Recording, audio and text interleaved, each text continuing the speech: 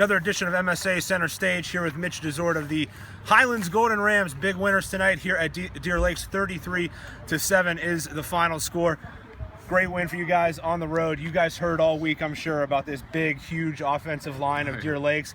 They are big. They average 285 across, but you guys used the speed and the defense to beat them. What was your game plan coming in? Our game plan was we just knew we had to be tougher kids. We knew we were tougher kids. We knew that size didn't matter. We knew we had to get around them and just make good hits on kids. As a defense, how do you go about when you're facing a line that's that big? What in particular, do you have to use speed more? Is it more of a speed game? Speed. We know we had to, they're going to be slower than us. We know we need to use speed, get around them. You had a big play in this game. You even up the game at 7-7, and then they fumble the football. You pick it up, run it 30 yards back. It was not necessarily that easy. You had to do a little bit extra to get in.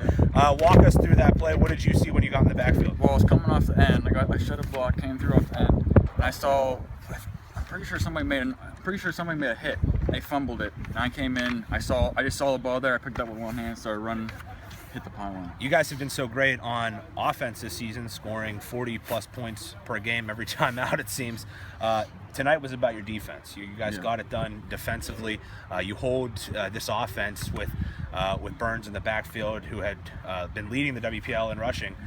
You hold him in check. You hold him to just 7 points. Has to feel pretty good as a defense to go out there and accomplish that. Very good. We focus mainly on defense, so we're all about defense. Coach Albert, let's talk about Coach Albert. A little bit different of a guy. We saw him out there. He was pretty fiery over on the far sideline. He's been at Highlands for a long time. What's it like playing for a guy like that? He's one of my favorite coaches I've ever had. I love playing for that guy. My favorite coach.